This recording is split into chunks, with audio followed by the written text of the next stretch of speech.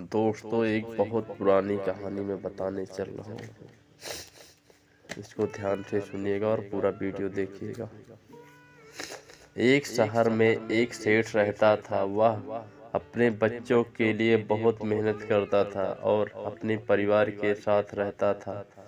और वह अपने बच्चों को अपना व्यापार के बारे में बताना था कि सेठ के ना रहने पर उसका व्यापार उसके बच्चे संभाल सके। तो सेठ के मन में यह विचार आया कि दोनों बेटों का परीक्षा लिया जाए कि सेठ का कौन सा बेटा व्यापार संभाल सकता है।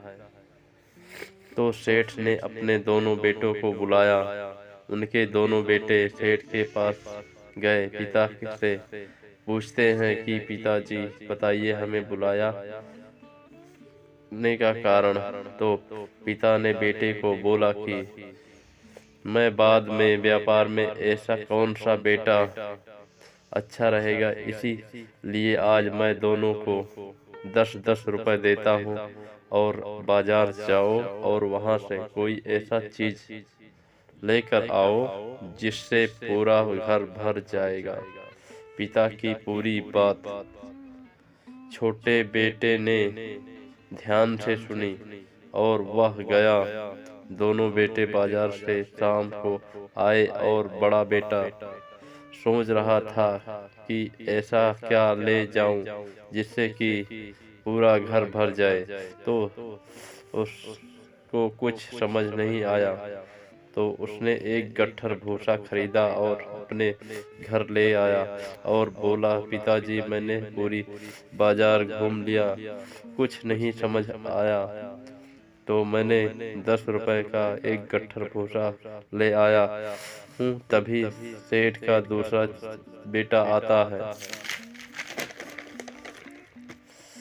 बोलता है कि पिताजी, मैं 10 रुपए का धूप बत्ती लाया हूँ। तो पिता ने भूसे को